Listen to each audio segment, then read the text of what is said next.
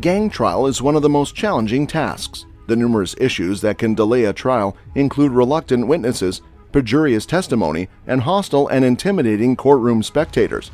In this video, we will talk about 5 brutal gang members reacting to life sentences.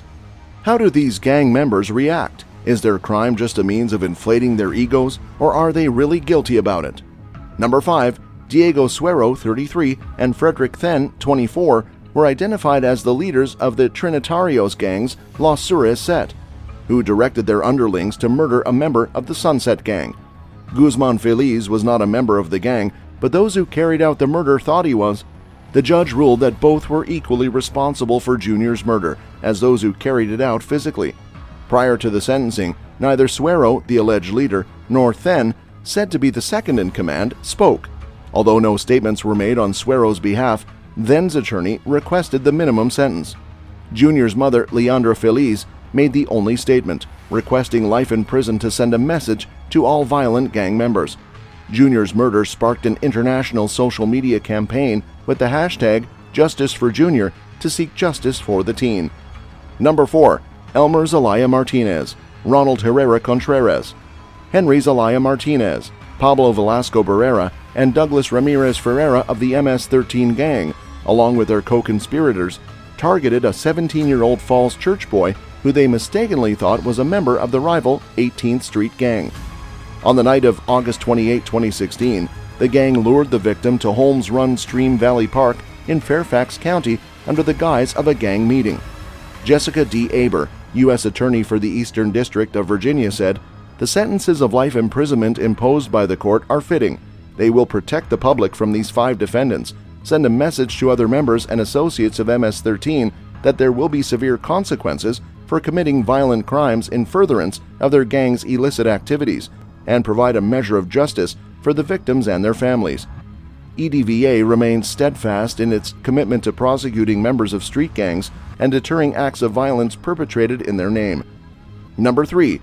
Darrell Brooks was sentenced to life in prison without the possibility of parole for driving his SUV into a crowd of Christmas parade goers in Waukesha, Wisconsin, killing 6 and injuring dozens.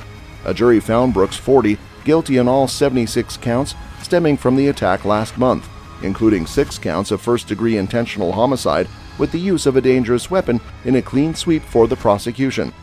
After hearing from victims and family members for 2 days, Judge Jennifer Doro imposed the mandatory sentence, ordering Brooks to serve a life sentence without the possibility of parole for each of the first-degree homicide counts. She stated that the sentences would be read in order. Brooks spoke for more than 2 hours, telling the court he struggles to understand why this tragic incident happened. "The why, the how," Brooks said. "How could life ever get this far away from what it should be? Regardless of what a lot of people may think about me, about who I am, about my family, about my beliefs, I know who I am, God knows who I am, and I don't have any words of anger." Number 2. Abel Gallegos, Rene Rosales, and Alonzo Quintana were sentenced for the murder of 28-year-old Simon Duran.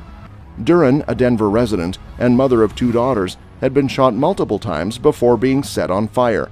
Duran's body was found burning near a dumpster in the 700 block of Nile Street in Golden on November 5, 2018.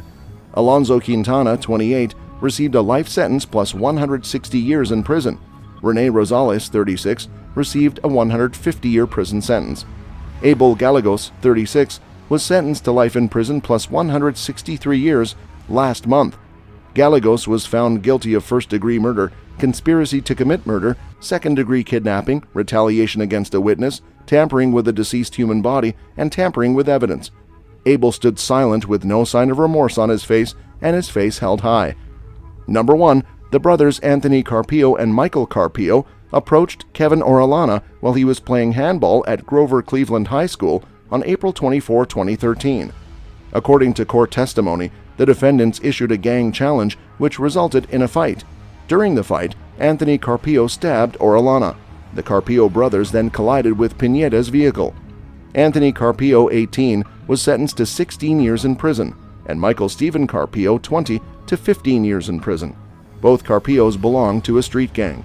They were each found guilty of 1 count of second-degree murder in the death of 18-year-old Kevin Orellana, who is not a member of any gang.